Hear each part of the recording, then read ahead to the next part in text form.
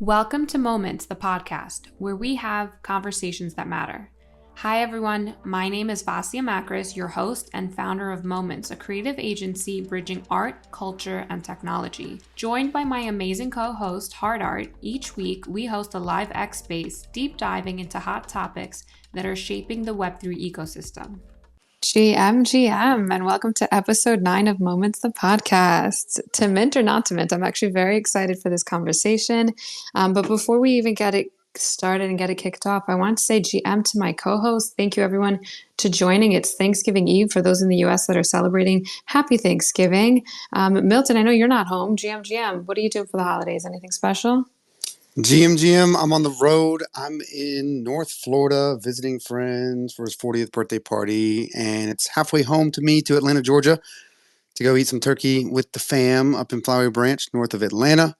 So I'm on the road, but I'm making it work here. I got a strong Wi-Fi connection to make sure I had ability to connect in, and I'm excited to get this chat started today. I've got some interesting opinions I've pulled from some of my friends in the industry, and I got a couple takes myself. I know we're going to have a good crowd in the building, and I've already reached out this morning, seeing what people's opinions are and encouraging them to share them on stage. I hope we'll have, once again, this town hall effect where we can sponsor some healthy debate here. And I did want to thank Laura L.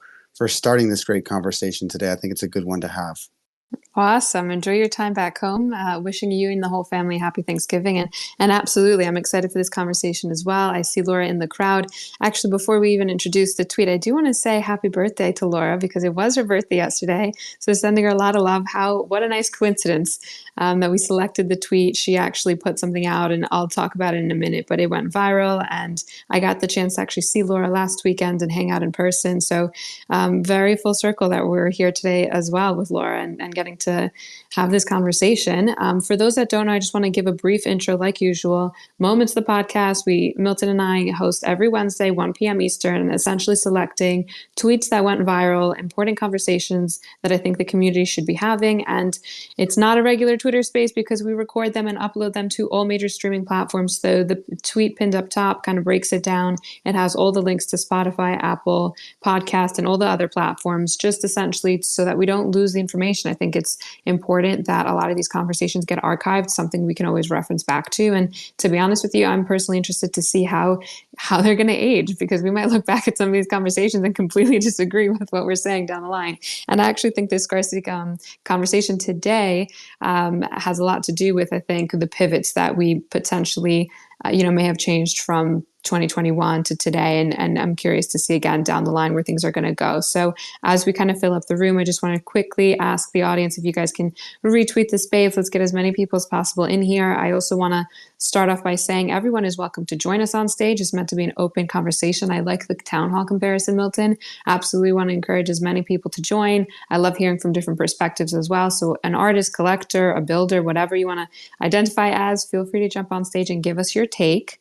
And I guess without further ado, let's just get into the essential tweet. So yeah, I'm very excited to be kicking it off. I'm going to pin up Laura's original tweet up top, but this tweet had over 36,000 views, 100 reposts with people like Bat2Yum who were, quote tweeting it, and people commenting. And I loved honestly going through the thread and getting to see people's responses as well. I'm pinning it up top right now for people to check it out. Wow, Laura, it's hit 37,000. Nice, girl.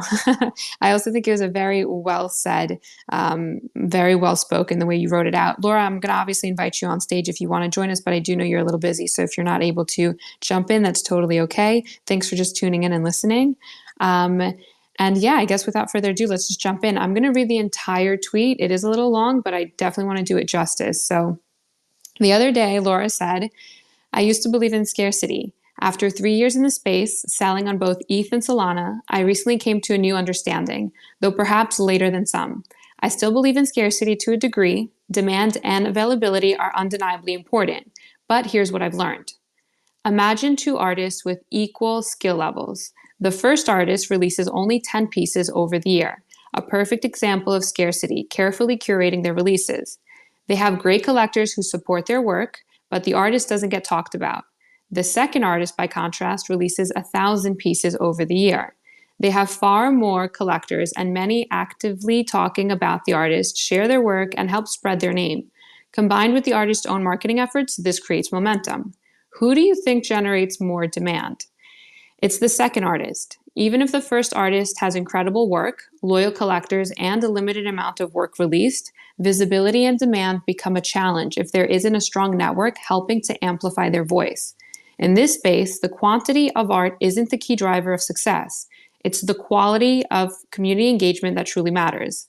Demand isn't created by limited releases alone. It's fueled by a network of people who connect with the artist, love their art, and actively share it with others. Every collector contributes in their own ways, and this is important because many show appreciation and support in different ways. But having a strong, engaged community, your circle, as a whole, makes all the difference. Okay, I feel like I was reading to my elementary school students again. I hope everyone was able to follow along. Again, it's pinned up top if you want to read it and kind of go through it. I do want to break certain things down, but before we kind of really do, Milton, I'm just going to give you the mic real quick. What's your kind of initial take after reading that? Okay, my initial take is during this space, if somebody calls scarcity Scarcity, they're immediately booted off the stage. I think I already did it. I really think I did it once. I can't kick you off, but anybody else, damn it, don't you dare. But my first take is that I think this is an interesting take where this phenomenon of collector network effects likely again only exists in Web3, which I think makes it cool in and of itself. So this dynamic doesn't really exist in trad art that I'm aware of, and I think most people would agree. But yeah, I think the collectors end up being what I call the unpaid marketing department in a lot of cases. And that's perhaps one of my favorite factors in Web3. There's no requirement, of course, or expectation to fulfill this role as a collector, but instead it typically happens organically. So I think what Laura L. also said was interesting in that it can take many forms. So some people are master thread writers, some people are good on spaces, some people are good in the DMs. Some people are good at being mods on Discord or Telegram. So you can fulfill this in a lot of different ways, even in IRL events. But I think I'd like to lean on somebody a little more qualified to touch on this. And I think there's going to be a lot of nuance. We want there to be a debate, so we need to make sure that we get some boxing gloves on. But I'm going to say something a little bit diplomatic here in that it is going to depend artist to artist.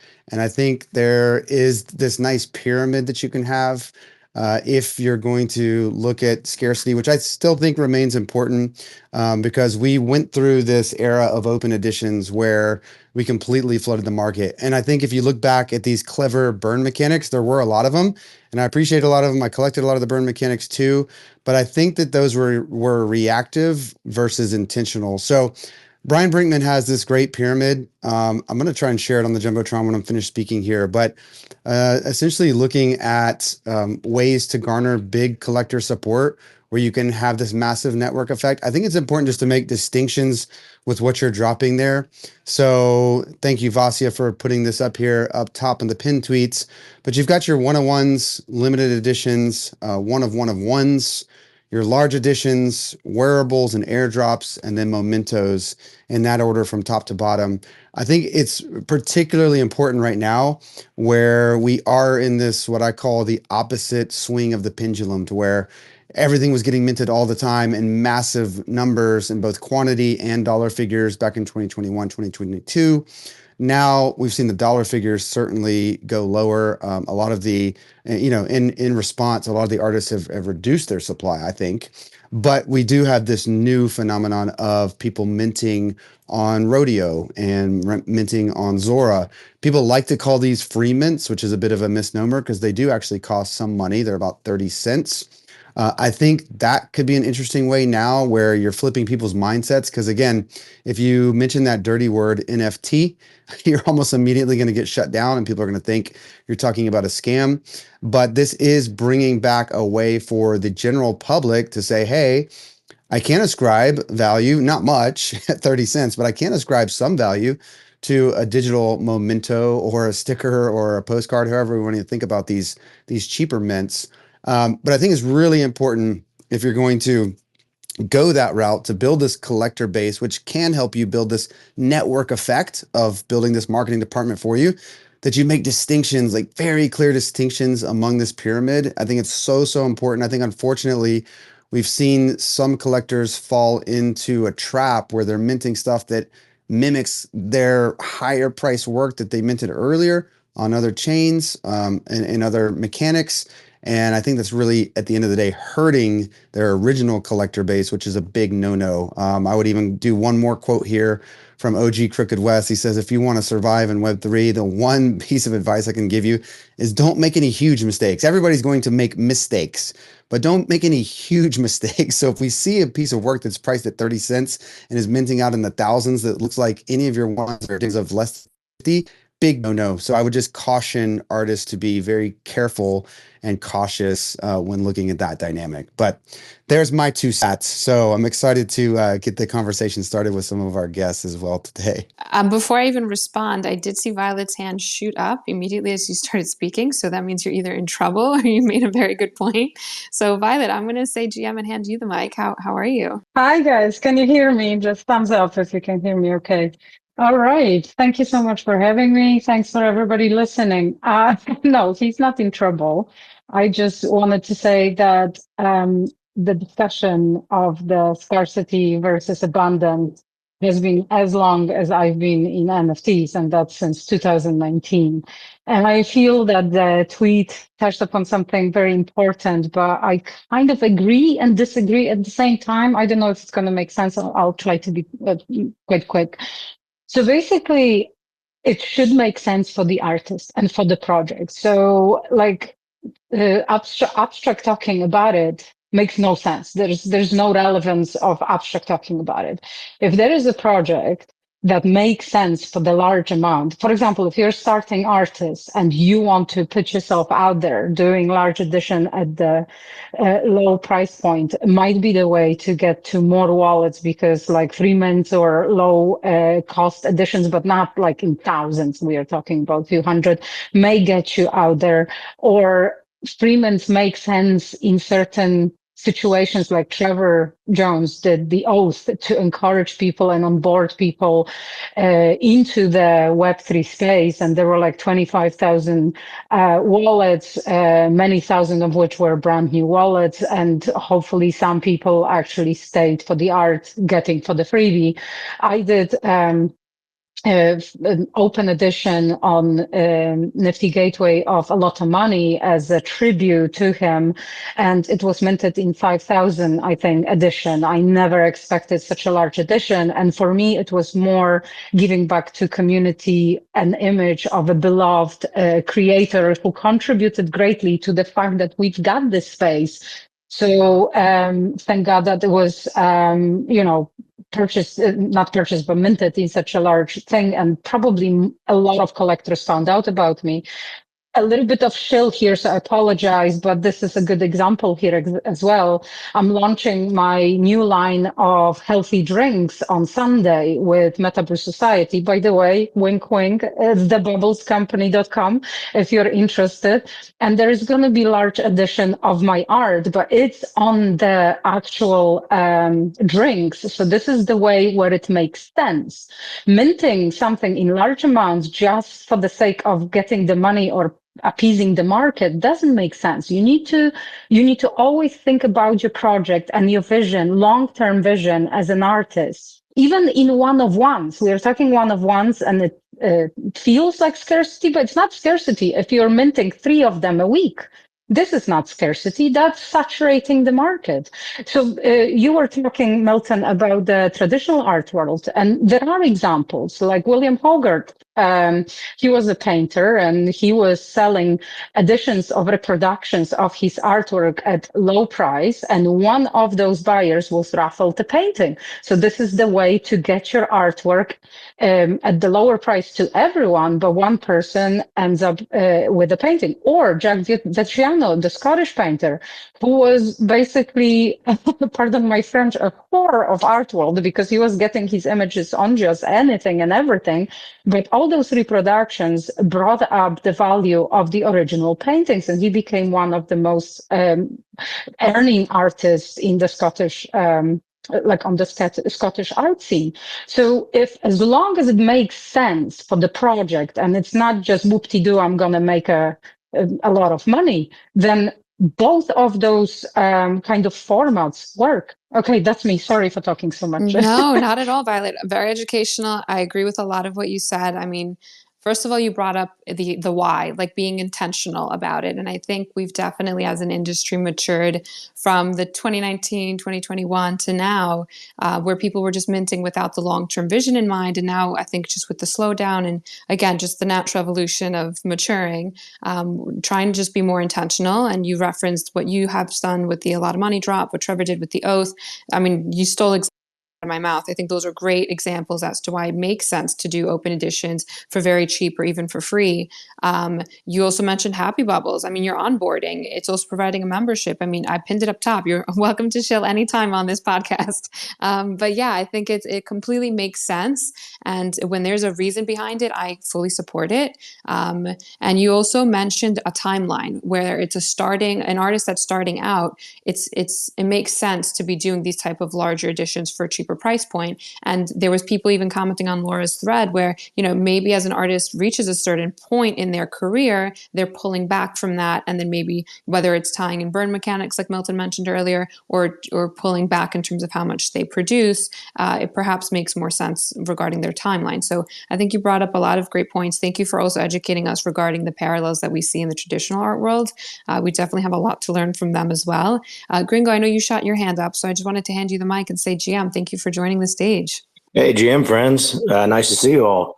I just wanted to throw in some different ideas here as well. I don't know anything about the traditional art world, but I've been basically in NFTs near the beginning. And so to see how even the NFT industry has changed, I think we have to keep in mind that we're at an intersection of technology now that the NFT market's changed rapidly, it seems like. So like scarcity used to matter, absolutely. And it still does somewhat. But then a lot of the rules go out the windows whenever we now live in an increasingly attention-based economy. And so the attention economy is here along with AI. And now we have non-fungible tokens in the mix. It's a weird thing. But then I look at like on Bitcoin, for example, with ordinals. Starting out in ordinals, the early days, it was, the lower the inscription number, the more valuable. That was the scarcity metric, right? Then you had Bitcoin puppets, and no offense to that collection or the holders or the founders, good for them. They hit a gold mine, but that was influencer driven. That was absolutely a group of very influential people that made that project pump. So as powerful as Bitcoin is, and that, as powerful as ordinals were at the very beginning, the tech nerds didn't choose the winners. The market didn't choose the winners. It was the influencers. And so we have to get used to that in the NFT industry and period moving forward. But that's just my 2 cents. 2 cents. Yeah. 2 cents. I like it. The influencers. Don't get me started on that. But interesting comments, though. And I love that you also just tied in the ordinal community as well, because I don't normally, associate or tie them in. But absolutely, I think it's definitely applicable. Trevor, I see hand up. Welcome to the stage. GM. Hey, Vasia, how you doing? You right?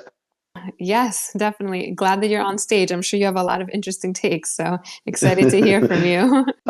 It's interesting how the space has changed and transformed over the years. I mean, you look back in 2018 and it was really super rare and looking at no one origin, but it was very much a one-on-one mentality.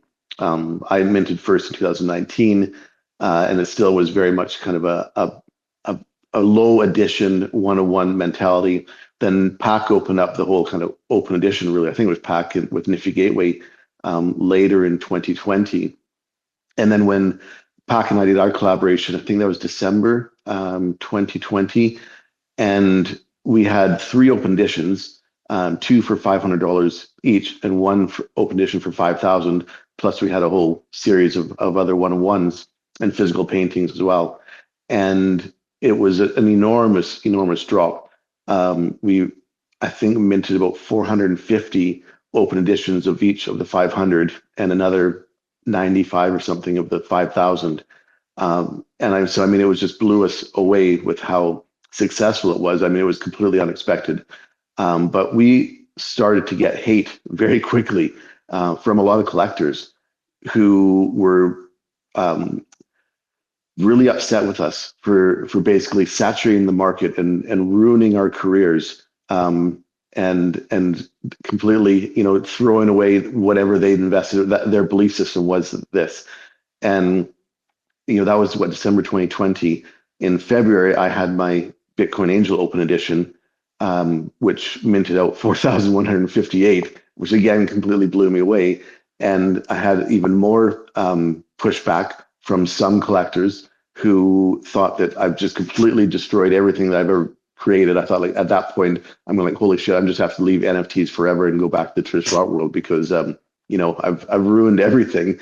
And literally, like, a month and a half later, the Bored Apes came out, and then 10,000 PFPs, and that constantly, like, from really 2019, it seemed like every 3 to 6 months, something new happens, something big happens, and it completely turns everything you think on its head, 180 degrees, and everybody is wrong. And so anybody in the space right now who says there is one path to success is a fucking moron. I'm sorry for using that language, but they're an idiot or they're trolling, and that is it. At the same time, as Milton was saying, you have to create drops and mechanisms with intent. There has to be reasoning behind it. And you do learn from your mistakes. And I just agree with OG Cricket West that, you can make big mistakes and not ruin your career. I mean, I will tell you right now, probably I've made at least 5 to 7 massive mistakes in the last 6 years in this space. And, look, I'm still here. I'm still working. I'm still doing all right. So, anybody who's adamant that they know everything in this space and know exactly what the right route is lying, and they don't.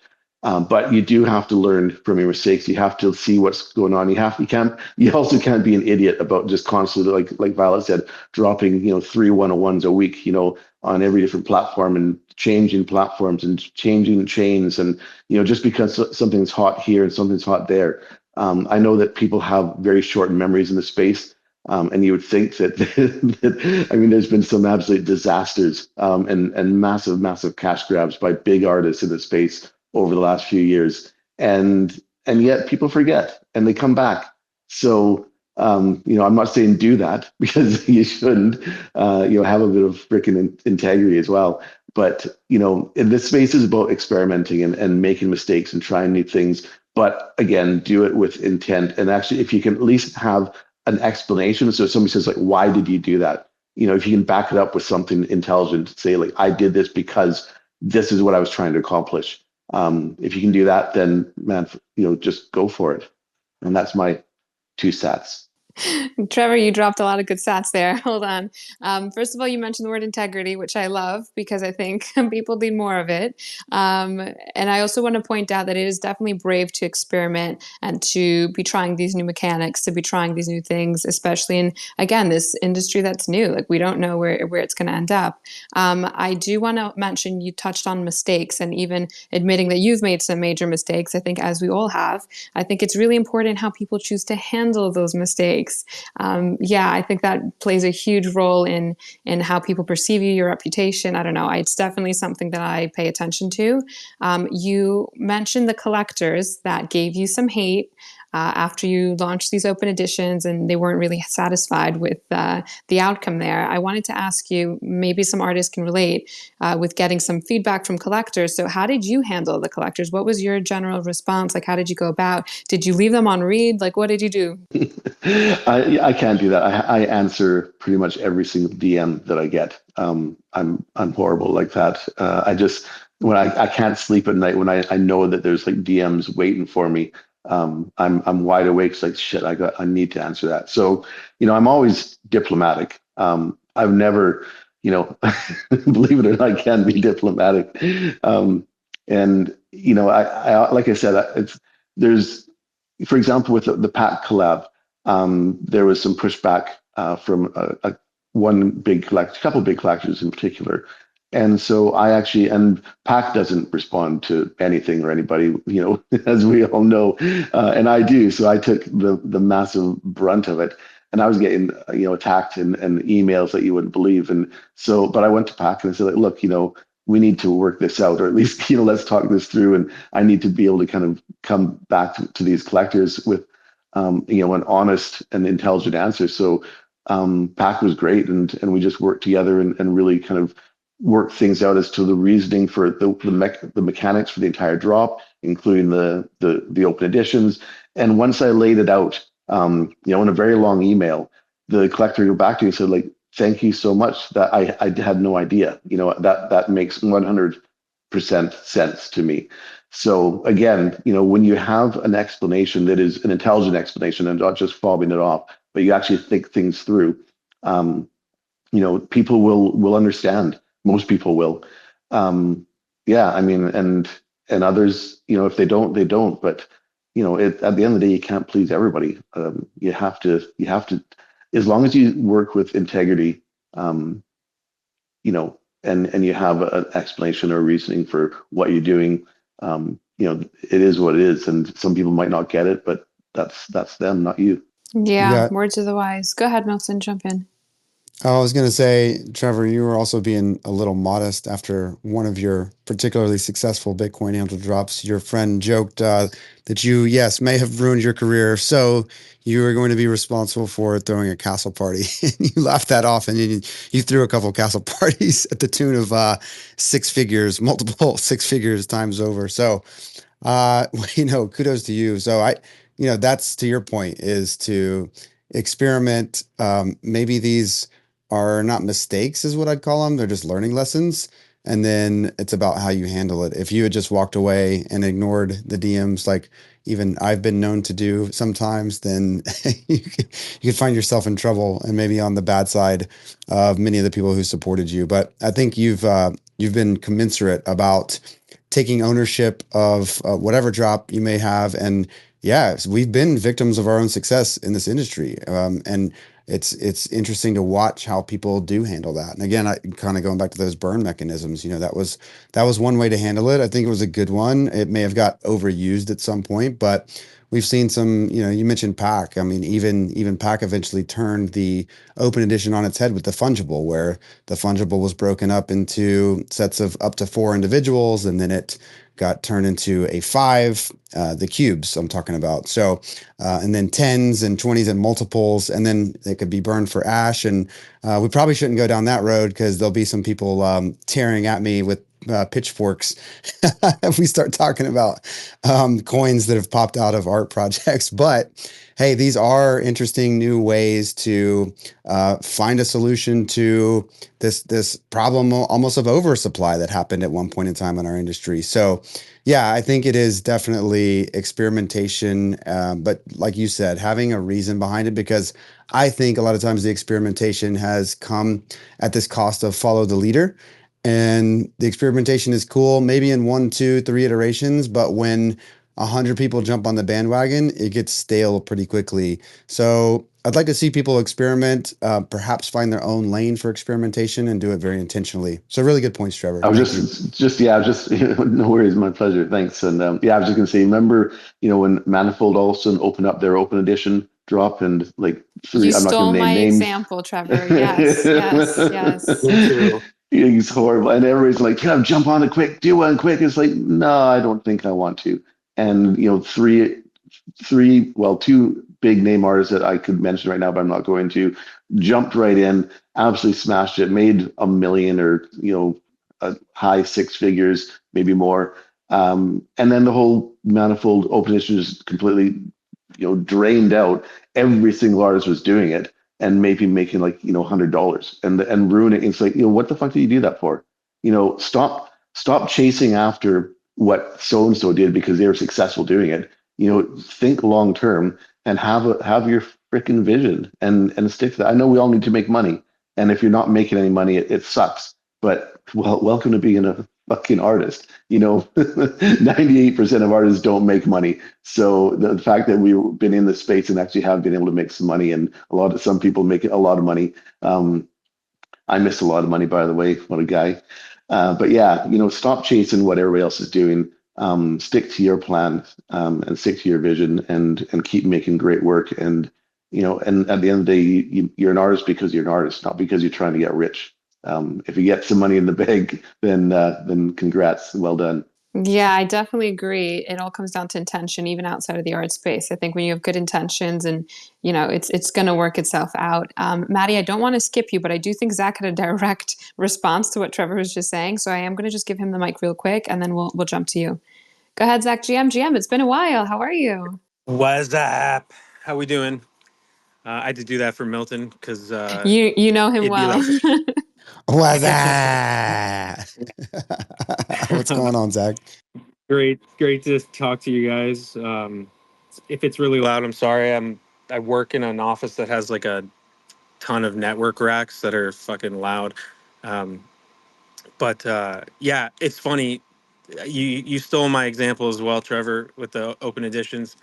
I always related to like being peer pressure. Like, thank God I was peer pressured with, recreational drugs as a kid because, I did those that way. When the peer pressure came for the open editions, I was able to resist and I didn't fall victim to these, sad, lame cliches that we see. But I was going to say I see a direct correlation with this like artist meme coin thing going right now.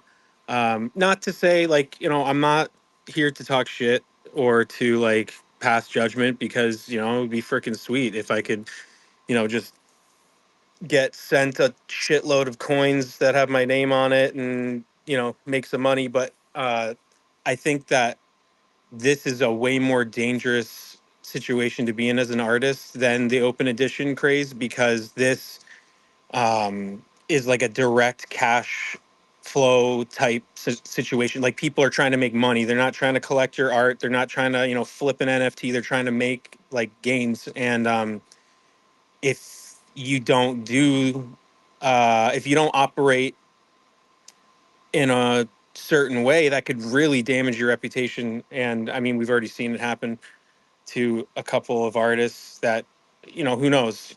Everyone can make a comeback, but it's going to be a lot harder for some people to come back from that because there's like a whole lot of nuance involved in that. But yeah, as far as scarcity goes, like,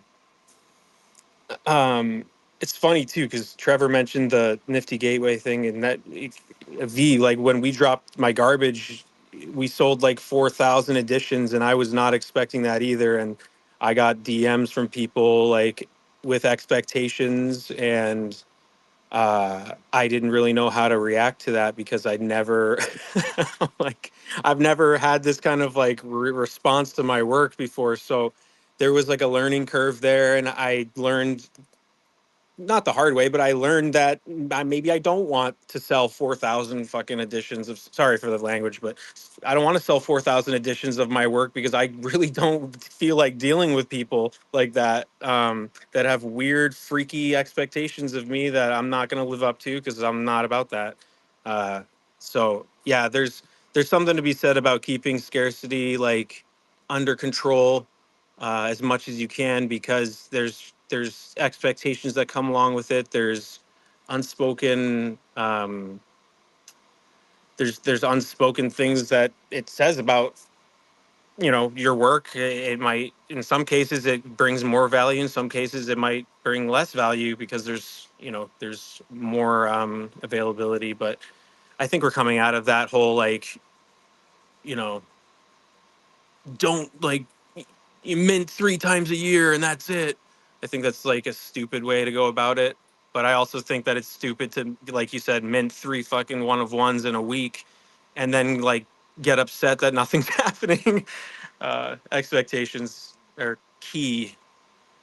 And yeah, That's all I really have to say right now. No, thanks for jumping on stage. That was awesome. I love that you tied in the artist meme coins first off, because I didn't even come to that. Like, I didn't make that connection, but I absolutely think it's applicable. I don't even get involved in that type of area of the ecosystem. It really doesn't resonate for me, but I absolutely agree with you. I think it's very dangerous for artists to be experimenting with their brand name and their reputation. Like, to me, your reputation is worth more than anything else. So I think it's a huge risk that you're building on like a sand foundation. Like, it's not a stable foundation. And also, yeah, you're right. I do remember that drop and the intentions that, hypothetically, like to incorporate other mechanics and stuff like that. And it was really experimenting at the time. And I get it. People DMing with the expectations, and it's this very big double-edged sword where when you do release certain things, people almost have this feeling of, I don't want to say ownership, but it's like they expect certain things, and they also feel like they can vocalize directly to certain artists, especially depending on where that artist is in their career, etc. People have they're very bold, let's put it that way. So I agree with you. I think it's very a double-edged sword in certain situations. I do want to share the mic to Maddie because he's been patiently waiting, and then we can move to I see Milton and Violet's hands. Go ahead, Maddie. GM. Thank you for joining. G'day. How we going? Is my mic okay? Yeah. Yep, Okay. we got you. Nice. I was talking to a lot of collectors in 2021 when everything was really hot, and the big thing that I like to see was a collection. Like, if I spent a ridiculous amount of money on a whole bunch of crap, and then I found this one artist, a photographer, and I thought, wow, and I looked at his collection. He hadn't sold any. He was in a space. He was up like you guys chatting away, and it's like Omar Zarublay's City release ages ago, and I was just a crypto bro hanging around, skanking around, and I really love art anyway. So, and then it's like one of the big challenges was to me was finding a collection that was going to sell out, but finding it before it sells out. And because when I saw the collection and it did sell out after I bought a piece, I was the third person to buy into it. I think I bought two at the time, and then it sold out. I think it was about a day or two, and the amount of recognition that got and the tweets, everybody's going, oh, I just bought this, and then it came out that Omar sold out his collection. That to me was like somebody mentioned unpaid advertising. I thought that was pretty amazing, and he got a secondary market started on it as well, which to me, for somebody who likes to collect art and sell it for a profit, that was quite intoxicating to get an offer on something that I'd bought, but I haven't sold it. But I think people, there's going to be a subsection of this space who come from the crypto bro space that are looking for a secondary market. And what excited me the most in 2021 was artists compiling good collections that were selling out. Those guys seem to get a lot of attention. Maddie, I think you bring up a great point with the secondary. Can you hear me okay? Sorry, go ahead. I don't mind. I don't think. I was there when the whole the edition argument started, and I was like, oh god, it's another storm in a teacup, and it's probably going to end up to be nothing. And it did, just a storm in a teacup. And basically, it comes down to what's your product. And I didn't see open editions or editions hurting anybody's career. And somebody mentioned people complaining in the DMs to collectors, complaining to artists.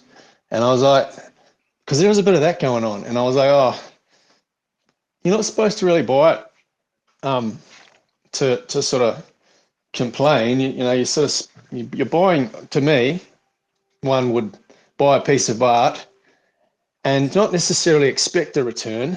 A return is nice. I've had amazing returns on pieces of art I've sold.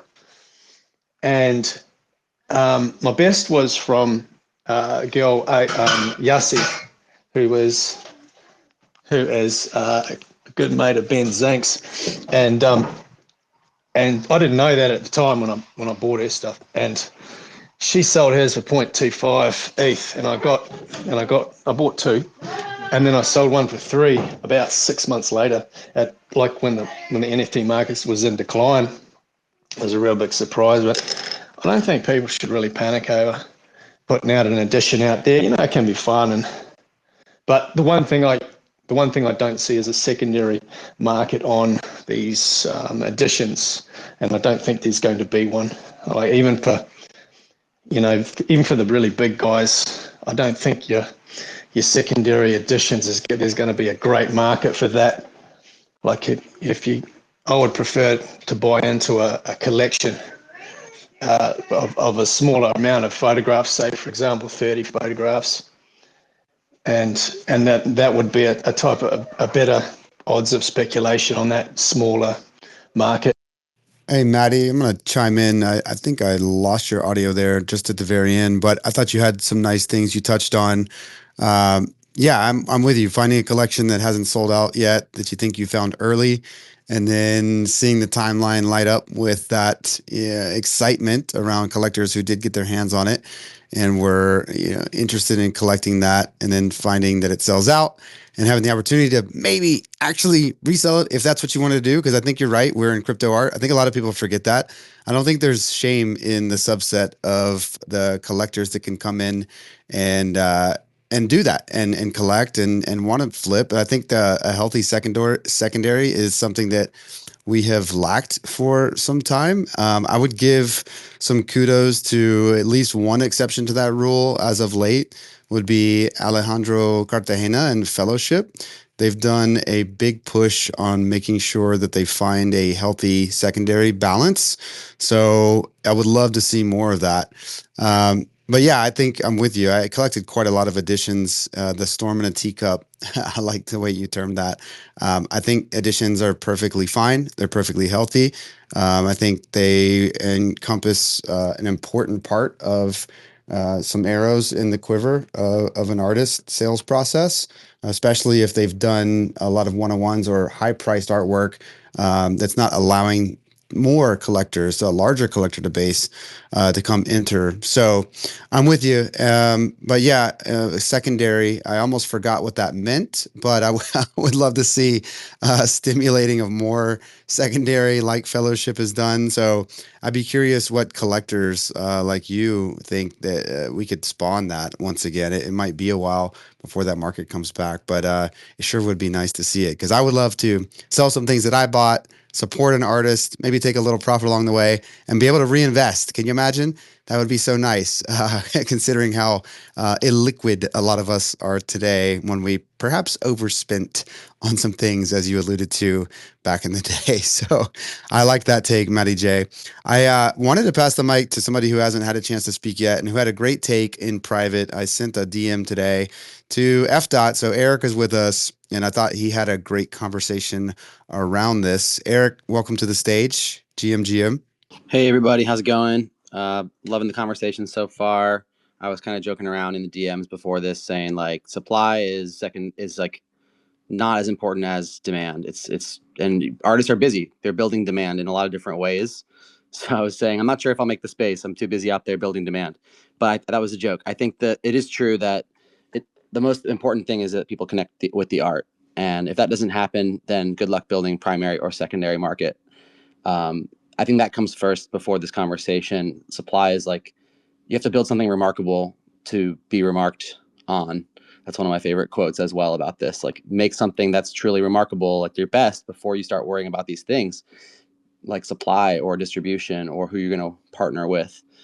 I've seen artists go really big on supply, like doing a PFP project early on in their journey. And you'd think that having hundreds of people talking about the project would make their one-of-one art go a lot easier.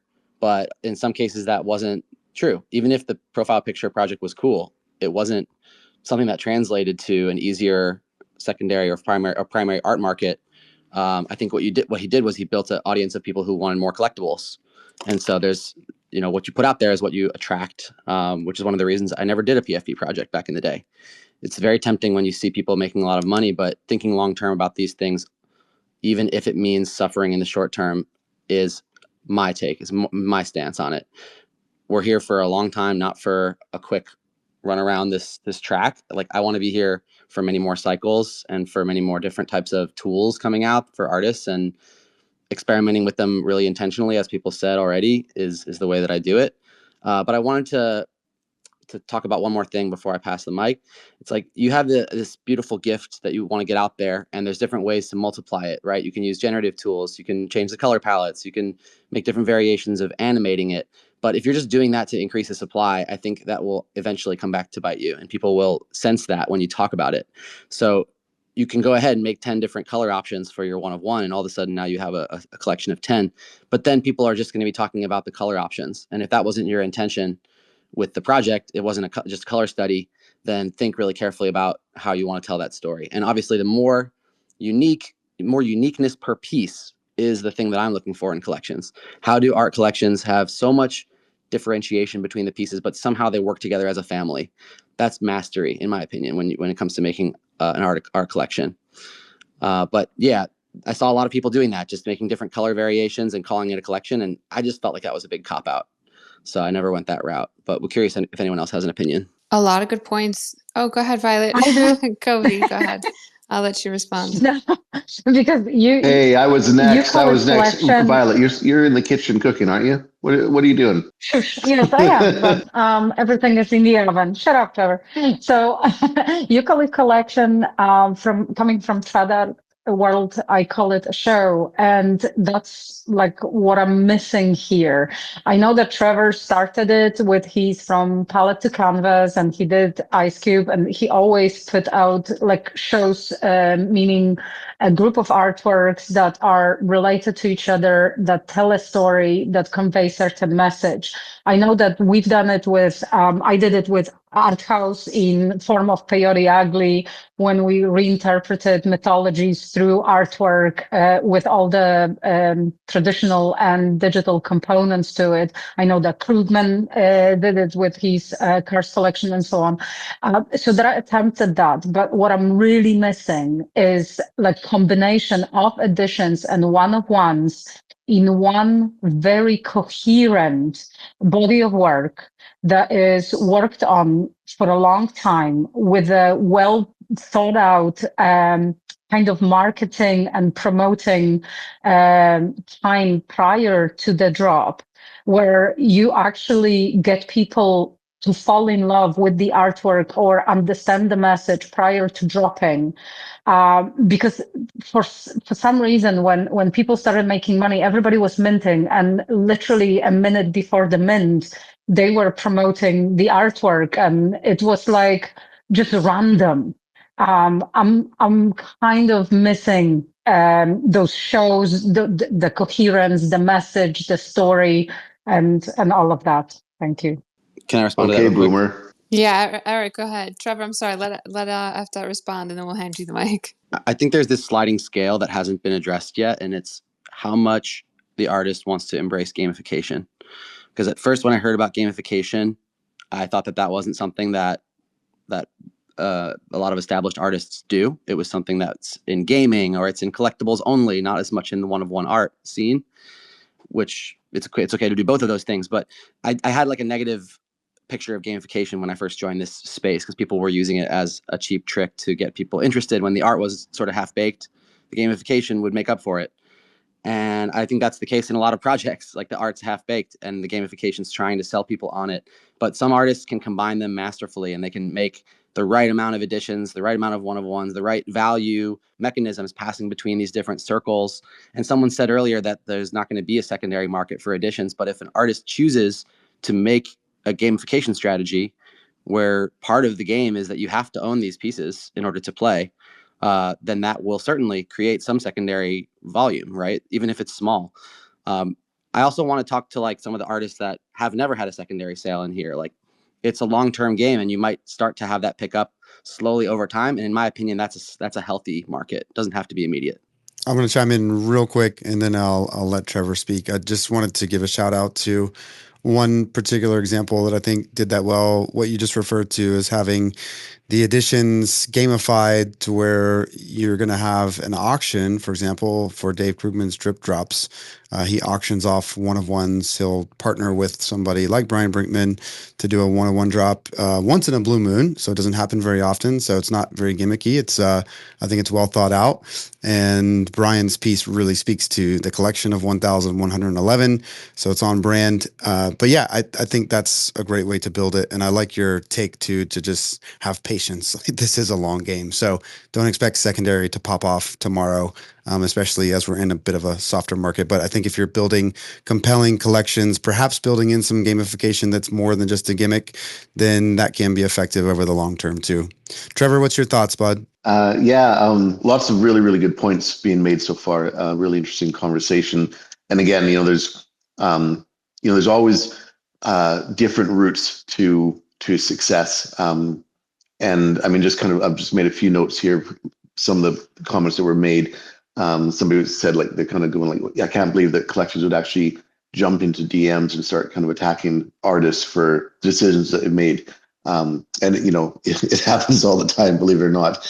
But the funny thing is, I agree. It's like, it'd be Violet and I always laugh about this. Like, imagine, we go to a commercial gallery and we buy a painting off a wall, and we take that painting home, we put it on our wall, and then we go find where that artist lives, who they are, and we go and knock on their door and say, like, excuse me, I bought your painting, and now where's my utility? Do I get like another painting with this? Are you going to give me something else for this? And it's ridiculous, but this is, there's a lot of good and there's a lot of bad in the Web3 space. The fact that there is no middleman, we are directly connected to collectors. It brings out a lot of amazing things and great relationships, but also brings out a lot of shitty things, unfortunately, as well. With regards to collections, I agree. I think, the idea of collections are great, whether it's a collection of 20 or 30 or 50 one-on-ones, and that was the big trend for a while. And I think that, that does hold a lot of value. But again, it's for certain artists. And for me as a painter, a traditional painter, and my work almost always begins with a painting. I can't create, 30 or 40 paintings in a month. I might be able to create 20 in a year. So I have to find different ways, so actually the Bitcoin Bull, the gold, silver, bronze editions and the 101 on Nifty Gateway back in July 2020, that was the very first time anybody had done that kind of a mechanism where there was gold, silver, bronze editions. And I was, it made sense for me. And actually those editions are valued very high. In part because it was my first Nifty Gateway drop, and also because it was the first time anybody had done that. But then I just started seeing like tons and tons and tons of artists just constantly like reproducing that kind of mechanism. And, it gets tiring and it gets boring after a while. So again, you do things, try to be the first, try to do new things and look at the long term. Also, like Violet was saying, really kind of building out the narrative and the story.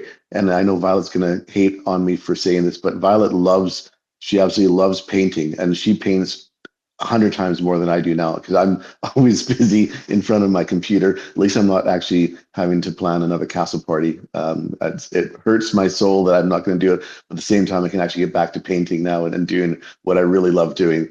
But, for the last 20 years of my art career, I'd say half the time or less than half the time is actually making work. And 60% is actually all the stuff that artists don't like to do. It's all the communications, it's the emails, it's the press releases, it's the networking, it's the going out and meeting people, it's basically shilling, subtly shilling your stuff. And that's how you find your sales. You have to build these relationships. You can't just continue to make work after work after work after work after work after work. Throw it out there one-on-ones. Doesn't matter how you do it. If you're not actively looking at selling your work, and that's not by sliding into collectors' DMs and just saying like, buy my work. You have to build that narrative, that story. And so, digital artists or artists in this space, kind of up and coming artists, should really look at the traditional art world and look at, historically, traditionally, artists would work for at least a year on a series of works of paintings, for example, and work with the commercial gallery or the gallerist and build that story around their work and it all goes that you invest all that time and money and resources and knowledge into basically an opening night and a 3 to 4 week exhibition, and you hope that some enough sells you can keep on going. And I think artists can learn from that it's about building that narrative around you as an artist, who you are and the work that you're producing and why is it important. It's not just about making as much work as you possibly can. I mean, you learn from making work, of course, but there's a whole other side of this business to that. With regards to the PFP, again, yeah, I did my Crypto Angels PFP. It was on ordinals, and it made sense because the Bitcoin Angel drop for me on Nifty Gateway was on ETH, of course, and to be able to actually bring the Bitcoin Angel or my Angel ecosystem over to the Bitcoin chain made sense. But it's not easy, and I had actually said I would never do a PFP project, but once the ordinals kind of started taking off, it made sense for me to kind of explore that. And it wasn't like it was a massive success, but at the same time, I still can look at it and go, for me, it was a massive success because I really love what it represents and what it stands for and how it fits within my whole ecosystem of the angel in my work. And so, so I'm losing my voice, so it means I'm talking too much. But I think I've said everything I wanted to say. Apologies for all that bullshit, but hopefully I made some sense there. And yeah, I think dinner's ready, so I need to get going anyway. No, not at all, Trevor. You're always allowed to hug the mic. I think you brought up a lot of good points. And even with what you just finished with your collection and the Crypto Angels, I mean, it made sense. There's a reasoning behind it and all of those things. There's a lot of intention. So yeah, I think it definitely made sense. I am going to give the mic to Zach, and then I'm going to kind of take it back and hog it because I want to circle back to demand. It's something that FDOT mentioned and Laura mentioned in the tweet, and I kind of want to shine a little bit more attention on that conversation. But Zach, if you wanted to obviously add into whatever people were saying now, go ahead. Well, it kind of has to do with demand, so it's probably a good thing. So like for just as an example, this year, I created a collection that took me like 6 months to make. I had been like making, I've been like creating work from January up until April, just like nonstop, just trying to like get as much done as I possibly could. And then something happened and I kind of just shut down and shut everything off for like a period of time. And as I was coming back to the space more, I mean, it wasn't like I was still around, but I spent like a significant time away creating with purpose and like with a vision. And I was sharing that vision along the way. And the biggest difference between 2021 and now is like during the bull market when I first came in, there was no time to like bleed out work, show people like, as it was like go, go, go. If you're not minting or if you're not doing something, you're just gonna you're gonna fall behind. You're gonna kind of like get swallowed up. And I guess maybe that's like where I got lucky this year, where we're kind of coming out of the bear market. But I found such like a rewarding outcome from spending that time, like almost like half a year, maybe more, just kind of like slowly leaking things out and taking my time to like make sure that the drop was not that like sales, not that it was like that it was going to be successful sales wise, but it was going to be like cohesive, something that I don't feel anxious about. I don't feel like I rush through it. And that takes serious time. That takes actual time. It's not, you can't just like rush into feeling okay about something. I feel really blessed in that way that I had the time to afford that. And I just suggest to anybody who's looking to like build demand, take the time to to get people invested, get them to be like, this is going to sound really um, morbid, but in the situation I was in, it was like a really traumatic situation. But by kind of like leaking out these pieces and kind of explaining why I'm making what I'm making, people are emotionally like invested in what you're doing. And when that happens, you capture the audience, and it makes it that much easier to kind of release work in that way.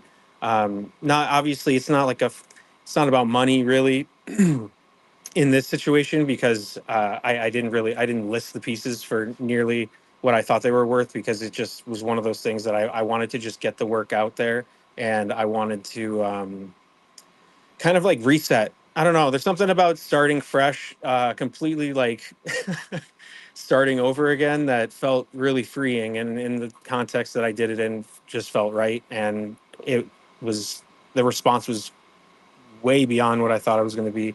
So yeah, take the time to get people invested in what you're selling, even before you, because like if they're already emotionally invested, release dates don't really matter. None of that really matters, because they're on board, and they'll wait for you.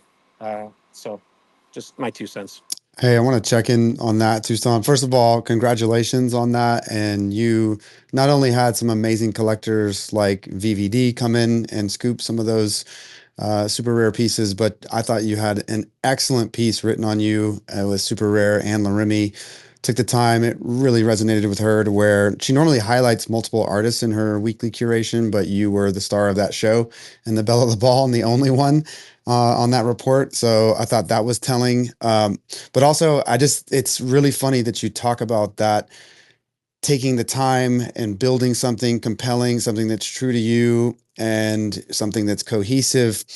Think about the dynamics in 2021. Even I collected a lot on Nifty Gateway. Even though the way that they dropped back then, literally, it was called a drop, and you didn't know what the art was even going to look like, let alone the story of it, until that page, the landing page, opened up, and that usually wasn't until early afternoon, and the drops were at 6 p.m., I believe. So yeah, you had maybe all of 4 hours to digest what the hell the whole drop was about. But that's a different time. That's when demand was there, because there was fervor around trading, around secondary, around speculation. We're in a very different time now. I think this is a healthy change, where we're seeing people be much more intentional about what they're creating, and building out storytelling, building out emotional connections, building out time for collectors to resonate with this. So I love that take. Trevor's got his hand raised again too. Let's go to Trevor, and then Vasia, I know, wants to touch on some more ways potentially to build demand as an artist. But Trevor, go ahead. Yeah, I was just going to add to like a word of advice to artists, that if things aren't selling, it's often not the art as well. It's the market. It's the collectors. A lot of noise in the space. I've seen some absolutely phenomenal drops come out. I mean, in Dave Krugman's last one on Nifty Gateway, I mean, the amount of time and energy and knowledge and spectacular kind of marketing and every single part of that was just beautiful. I loved it. It was like, it was funny, it was witty, it was intelligent, it was, it was cool, it was sexy. And, I don't think it really did as well anywhere as well as it should have, as I thought it would have. And it's nothing, it just shows you you can be even a big name artist with spectacular work, and the amount of time you put into it. I mean, he must have spent, I have no idea, like 6 months at least, maybe a year into that. And if it doesn't hit, it doesn't hit. But that's the world we live in. And I know it's hard. And man, I've been in that situation as well, a few times. And it sucks, but you can't take it personally. This is the life of the artist, and sometimes it hits, and you have no idea why either. I mean, I've had some hugely successful drops, and I don't know why they're successful. It was just timing.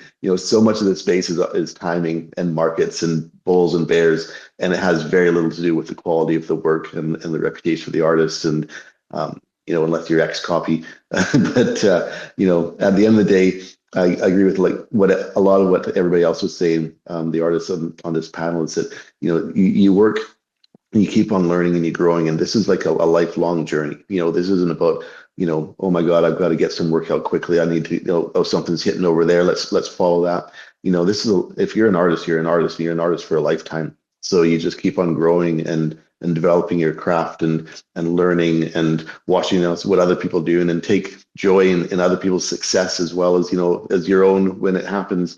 And that's Grandpa Jones's two sats there, maybe 10 sats.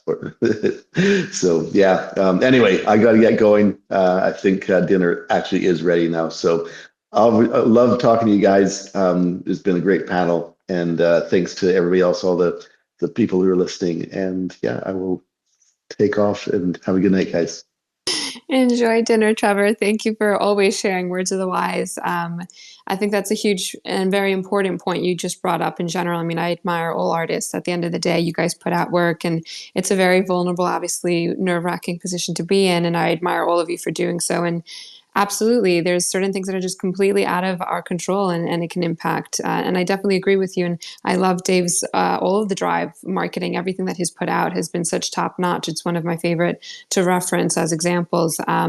Zach, you also brought it back to the 2021 and the go, go, go like mentality. And I definitely relate. I even got PTSD, Milton mentioning Nifty Gateway drop pages and having to build those and figuring out how am I going to tell the artist story when I'm confined to these dimensions on the drop page. And it was a very different time. I definitely think just, again, the natural development of the space forcing us to slow down, forced us to reflect. And I kind of wanted to circle back, although you guys kind of touched on it, and Zach, I think, partially answered my question. But Milton and I totally went rogue and off the agenda. But the first main point I wanted to touch on, and again, to bring it back to maybe people that joined mid-space or didn't catch the beginning, we started the discussion based off of Laura L's original tweet. It's pinned up top.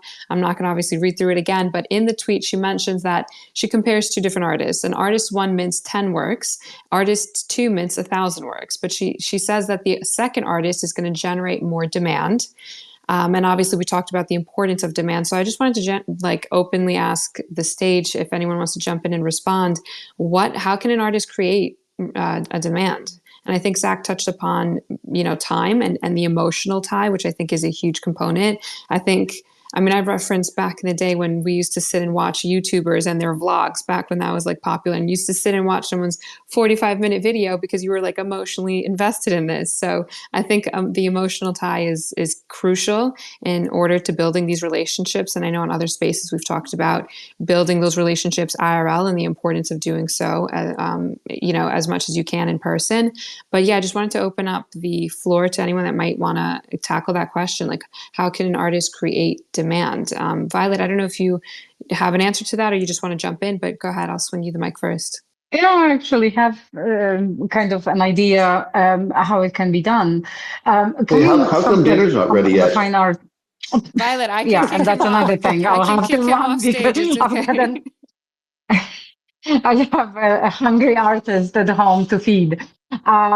Maybe killing your husband on Spaces is one way you create demand and paint it with his blood. Anyway, so basically what I think can be done is going back to something I personally love and I always introduce in my work is building up the story and kind of getting into tapping into the audience that loves that story as much as you do when you create it, bringing back our collections of Peyote Ugly. We created a very unique kind of set of artworks following the mythologies, but they were all created on site where we went to the country, spoke to people, did very comprehensive research, 5 artists working in real life together in that country, telling the mythologies of that country and writing ourselves fictionally into those real stories,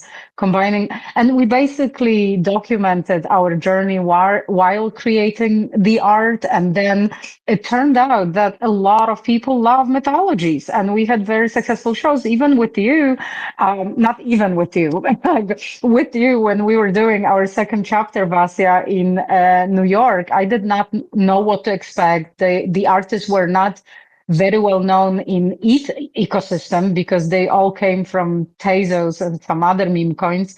Joking, by the way, don't throw your pitchforks at me. And I introduced them into the ETH ecosystem, and it didn't even matter they were not that well known in the space of ETH realm.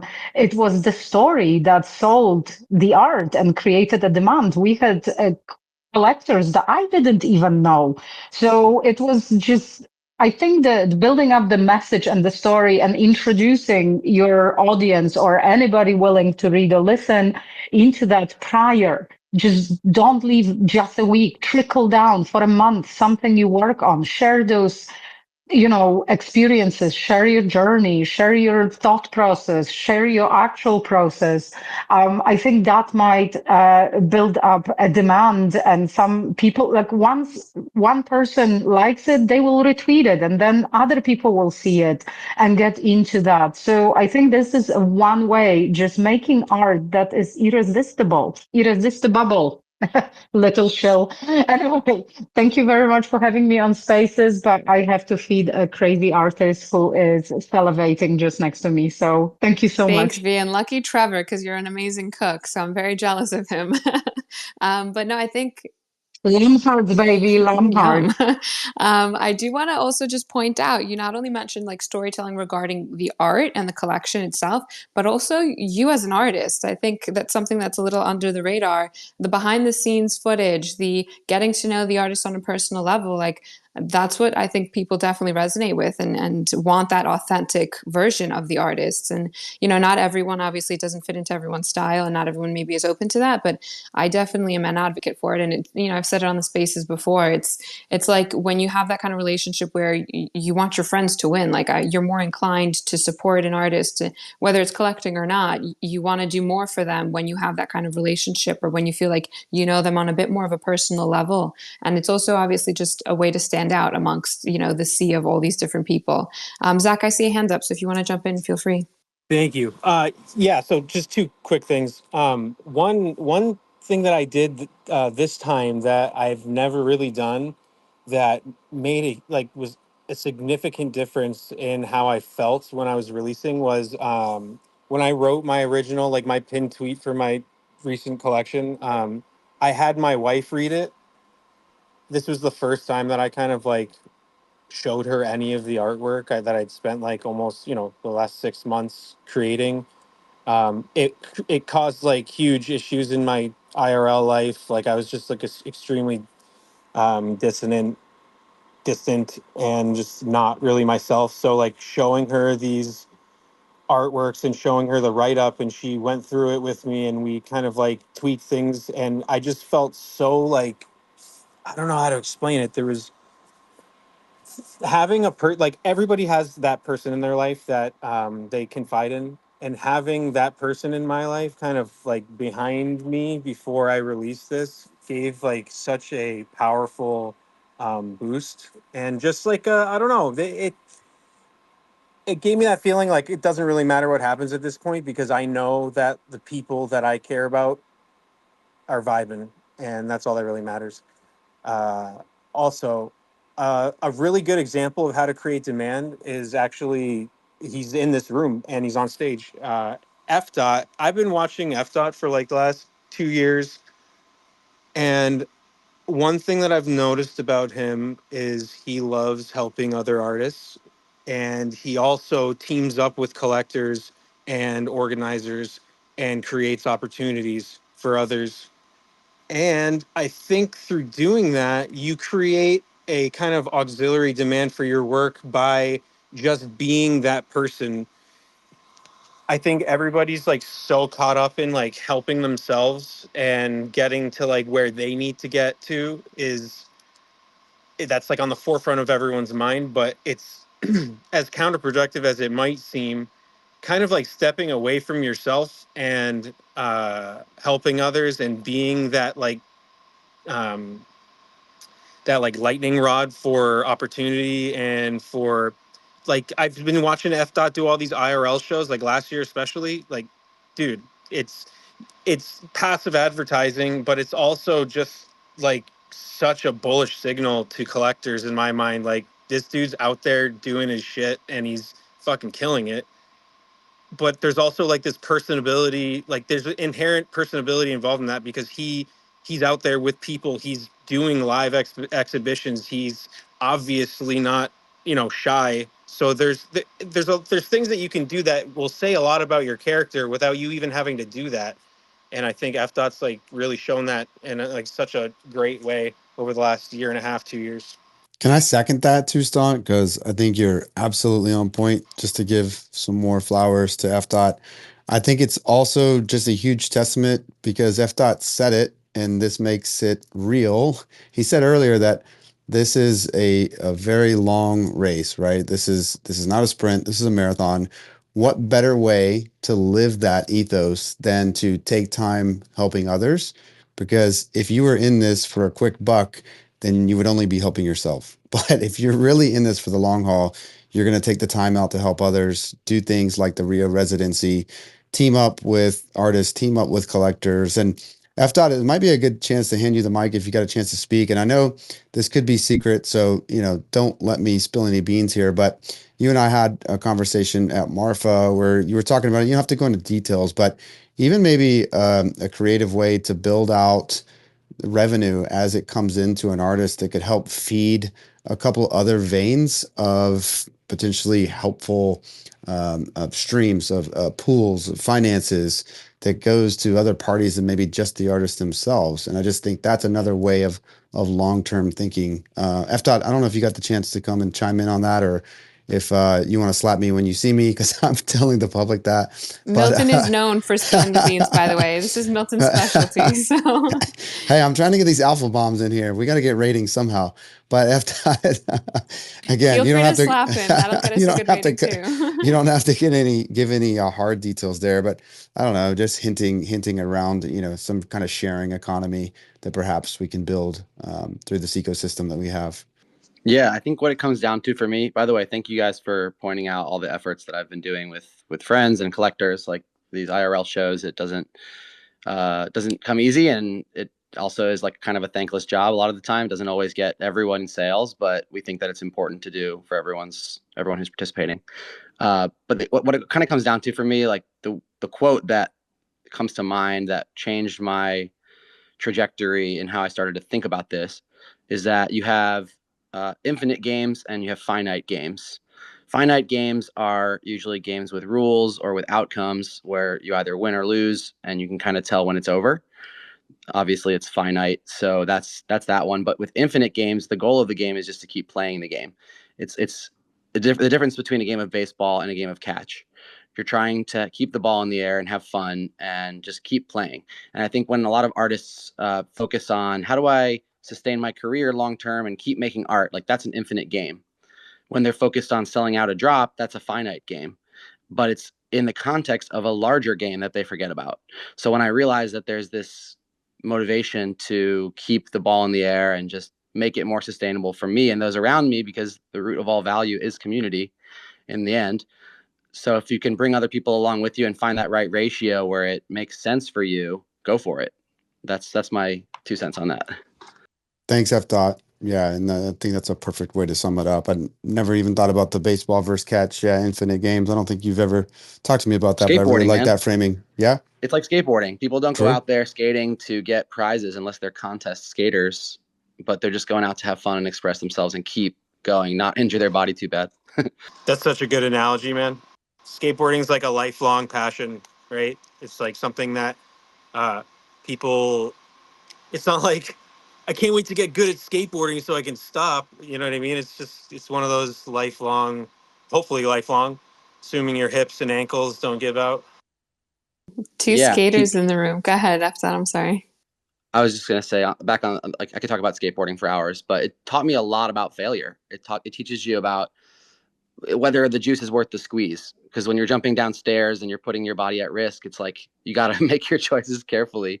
And I think, like Trevor said earlier, you can make really bad mistakes and come back from it, but it's definitely a lot harder when you break a bone and you got to come back and relearn everything. Yeah, I mean, my friend has hamstrings in his ankles now, so if that gives you any indication of how fucked up you can get skating. He can jump like 10 feet now, though. It's crazy.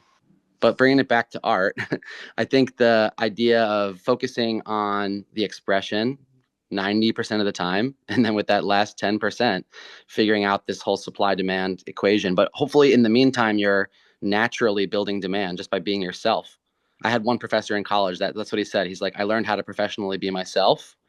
And that was the greatest gift that he said he got in his career, was just to be able to be himself. And if you can do that and also give back to others and build demand as you go, then the supply is just slowly building that ecosystem, like one collection at a time. Not trying to rush it too much. Hey, I wanted to jump in. I think those are awesome points, by the way. I wanted to jump in and just touch on something towards the end of Laura L's quote that we've touched on, but really haven't dived into maybe any real life examples. So I thought it was interesting what she said. She said, every collector contributes in their own way. And this is important because many show appreciation and support in different ways. So I'm not an artist. I'm a collector. I can think of a couple ways that I have tried my best to support and be a loud voice as a proponent of an artist that I love and collect from. But I'm curious from your standpoint, because you have many, many, many collectors, F. Dot, Toustant, and I'm curious if you have any examples where a collector really stood up and kind of took the torch and did something incredible, perhaps for you, as far as being a loud voice, as far as getting the word out, as far as garnering some support for a collection, etc. Any examples that you guys might want to share? I can jump in again if no one else wants to go. So earlier this year, I took some of my street art pieces, my murals, some of which were gone in the world and already covered up, and I brought them to the blockchain and created animations for 9 of my favorite murals that I'd painted out in the world.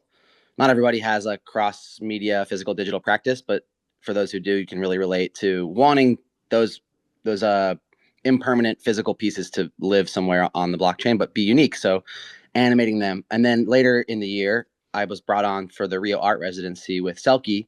And of course, one of the first ideas we had was let's paint a mural. And so she helped me find the mural, and she stood up for me and said, this has to be a part of the residency. And we're going to try to do it in a place where it won't get covered up quickly. And then that became the cover of the edition for the whole residency. And then later at the end of the residency, she said, hey, do you want to be the co-founder of this residency? So now there's going to be another mural next year, hopefully, and onward. So it turned into something much bigger than I expected. But the idea of collectors, or even approaching your collectors with ideas like this, is totally on the table. Because if they want to see you win, when you win, they win, right? That's how this Web3 world works. If there is secondary demand for your work, like, they can have access to that in the future. But also just to be a part of your journey when it's early, before people know your name in every space, it's really cool for them to give opportunities. So I would say if you have ideas along that same vein, whether it's murals or another medium, music or events, you can pitch it to your collectors. And the more professional you do it, the more seriously they'll take it. So I can't tell you how many presentations I've made this year that didn't go anywhere, but doing them helps me get the idea in front of people. And then the times that it does work out, I'm really freaking happy I made those presentations. Yeah, absolutely. Especially love when, there's certain collectors that want to be more involved and they want to be a part of the journey. So absolutely approaching them, and it is a win-win situation, obviously. So yeah, I think it's just they're invested in you, they're invested in your career, your growth, and a lot of them also just are passionate, obviously, about art and the journey. So they want to definitely be involved. Zach, I don't know if you wanted to add anything maybe to that, but I definitely think that there's so many ways in which, honestly, to me, it's even more important supporting artists in certain ways where, you might not necessarily be spending a bunch of money collecting. Maybe you can't, but that's okay. There's other ways in which I feel like a community is much larger. Having that kind of presence and quality of community around you is even more important than necessarily the whales jumping in. And it was something that Laura mentioned in the tweet I kind of want to circle back to as well, like comparing community engagement to scarcity. And basically one of the things that, especially in the beginning, where people were collecting all these big pieces and these one-of-ones and the beeples and the whatever, but these are artworks that get forgotten. Like, they're in someone's wallet in this digital age where we honestly still struggle to properly exhibit and display them. But you're just kind of lost in this archive with all these other art pieces. So when we're talking about a larger supply or editions, you're able to reach more people, is kind of the point that Laura was making. And she specifically said it's the quality of the community engagement that truly matters, and that's a driver for success. Not sure if anyone honestly disagreed. I feel like this was a pretty universal kind of statement, but if we all agree, I just wanted to ask the artist or anyone else that, again, I'm just going to encourage people to jump on stage or even drop your responses in the comments. But I wanted to just ask, like, what can an artist do proactively to accumulate and build this kind of quality of community? So how do you build a good community of people? And I think we've touched upon some of the different answers here, but wanted to just ask the stage and see if anyone had anything they wanted to mention. I think one of the obvious things that we've talked about is just being your authentic self. And you're going to definitely, if you're a good person, at least, let me caveat with that statement. If you're a good person, you're going to attract good people. People are going to want to be in your community, even if they're not necessarily collecting. They might reposting and sharing and doing, again, whatever they can in their power to just help promote and be a part of that community. And whether it was the Discord back in the day, or we're seeing Telegram groups and all these other things pop off as well, I think it's just, again, being your most authentic, genuine self is going to definitely attract the right people. I don't know, F. Dot or Zach, if you guys want to jump in terms of like, what do you guys maybe do to build community? If there's anything specifically you want to mention. Just going to open up the mic. Oh, I see Wizard James also requested, so maybe he has a good answer for us. Oh, the wizard, huh? Yeah, he's a great guy. That's actually, he's a great example of what to do, like just how to operate as like a human being in this space. James is such a sweetheart, and you'd be hard pressed to find somebody that doesn't like James. And I think that kind of quality to a person, like James could like, he could suck at art. He doesn't, but he could, and he could probably still get away with it because he's just such a sweetheart, man. I I, I get like DMs all the time from like random people that I've never met, and they ask for advice, and I really try to answer all of them, because not just because you want to be a nice person, but you really don't know who you're talking to. I've had conversations with people that, whatever, they have like 100 followers, and it turns out like that person could be like one of my biggest collectors now, and you just never know who you're talking to. So just treat every person that you come into contact with as if they're somebody that you want. That it's all about networking. You want to connect with people, as many people as possible, and yeah, all it takes is like, one retweet, whatever, blah blah blah, and then a community starts to form around you, which is kind of what happened to James actually. So take it away, James. Oh, thank you so, dude, Zach. I love you so much. I love you too. I just went from cracking up to like tearing up hearing you say that. That's so sweet. I I uh I was, yeah, I was gonna kind of say a similar thing to what you said. Like I was hanging out with Amber Vittoria last night, who's lovely, and she was sort of asking how I like got into this and I got a community and stuff, and I was saying I was like I kind of like Mr. Magooed my way into like having a community and having collectors. Like I feel like I don't really know what I'm doing, but like showing up to IRL events and just like and also spaces and talking to people and just kind of like uh just connecting with people like is really just how it's all happened. Like I went to Marfa, and I had just gotten like heart ripped out of my chest by my now ex-girlfriend. So I went kind of not with any expectations. I was just like, I'm gonna get out of town and like be with the artists again for a while. And I didn't like, I didn't get stickers together or things to hand out, or I didn't have any expectations, but I ended up just chatting with people um and connecting on a human level, and all of a sudden like I had new collectors, and like, was chatting with a guy who turned out to be or with a person uh who turned out to be Batsupiam, who then the next day was like, oh, I bought one of your pieces, and like it was really like I wasn't it was almost like the less thirsty and more just human connection vibe that I have, like the more likely kind of people are just like into what I'm doing.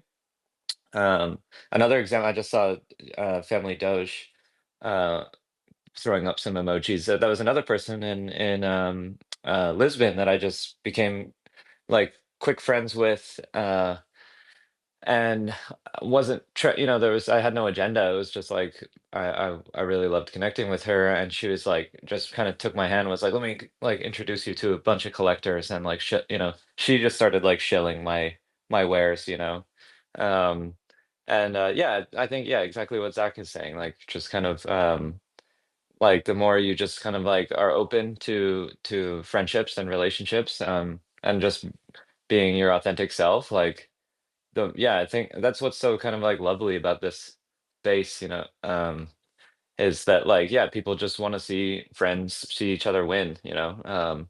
And it's so uplifting, like, you know, I've seen, you know, like I only just had a you know, girlfriend dump me, like in the grand scheme of things, that's not that not, you know, that tragic, but you know, I've seen some close friends have some serious tragedies happen in the last couple of years, and in the space, like everyone was so supportive of each other, and I don't know, yeah, it's just like the community vibe is just so real, and the more you lean into that, I think like yeah, the more people will like give a shit about what you're creating art wise. And yeah, like, you know, I was so, you know, I still kind of will be walking down the street sometimes and kind of like get choked up thinking about Zach's amazing art project that he dropped, um, just pouring his heart into it. You know, and it was just so like vulnerable and raw. You know, like I think that really resonated with people, and yeah, that's what I don't know. Yeah, I'm just kind of rambling now, but that's my 2 cents. Is like, yeah, just being like a real human seems to so far for me, it's like seemed to kind of yield the most kind of excitement about my work. And less thirsty, more human connection vibe, I think was the exact quote from Wizard James. But Yeah. yeah, I think that's like the recurring theme that we keep coming to on these spaces. It's just embracing the being your most authentic self. And I think it goes way beyond Web3 and just how we should all just behave in the real world. Like be your most authentic, genuine self. And I think it's just going to attract all the right people and all the right opportunities. Eric, I did see your hands up. I don't know if you want to quickly add something before we kind of segue into the key takeaways and wrap up. I think you No. may have hit that by mistake. I saw the hand go up and the hand go down pretty Oh, quickly. sorry. It's okay. Yeah, I wanted to just like say that there are some artists in here that I know them personally, but I never met them in person. I know them online, like haven't met them in person. Still feel like tied to those individuals because they show up daily and they put out their best work. They don't have to come out to all the conferences and the events. Some of them just can't because they're far away or they're in like a really small village. And I think that does mean that you have to try harder. You have to have more of a unique vision in order to stand out, because a lot of people want to be able to make art from their basement or from their living room or whatever. And it was kind of the promise of Web3 when we got into this, of like, you can, even during COVID, when everything's locked down, like you can put your art out there and find collectors. And in a sense, it was true. But now that things have opened up, I think a lot of us just spend less time in the spaces, or we want to spend very intentional time here and then go back into our normal lives. So just wanted to shout out the artists that can't come to the events, that can't build community in the same way. We see you, we feel your presence in this online community, and keep going, because your art's amazing. And in many cases, the art does do the job of telling the story, the mystery, building the character that you're trying to build. So keep going with that. And thank you for hosting. Thank you so much for having me up here. It was a great conversation. I was just gonna say, you guys are just so fucking profesh. Like, you guys just have such like a structure, and like even the way you're like, oh, let's just wrap it. You know, after you can finish your, you know, finish your thoughts, and then we'll, you know, go to the key takeaways. Like, the fuck, like, dude, you guys got key takeaways here. Like, let's go. So, I mean, I already knew that about UV and Milton. You guys are just so legit. I love you guys. Appreciate you guys doing these. If anybody's like trying to get more insight into this space, I highly suggest tapping into like the many spaces that they host. HardArt is a savage beast who MCs many different spaces, and V is just a powerhouse of knowledge and networking. So tap them as much as you can. I second that. They're incredible humans. They're like the hosts of Web3. I love it. Thank you guys. And thank you so much for joining today. Zach and FDA, you guys should definitely join more often. James, I know you've been up here before, but thank you guys for all the input today. And Zach, you've been giving a lot of flowers, so I'm just gonna like really take a second to really give you yours because you're such a sweetheart. And that last collection, I did pin it up top for those that maybe aren't familiar, but I highly suggest everyone checks it out. It was extremely beautifully done, from the storytelling to obviously the artwork itself. So thank you again for just joining the conversation today. We do have key takeaways. It's how I like to wrap up each space, just so you know. I love the open dialogue and having people jump on board, but I also like to have some action items and just sum the conversation up. We did go a little rogue today. We weren't on the agenda like we normally are, but I love how the conversation just flowed.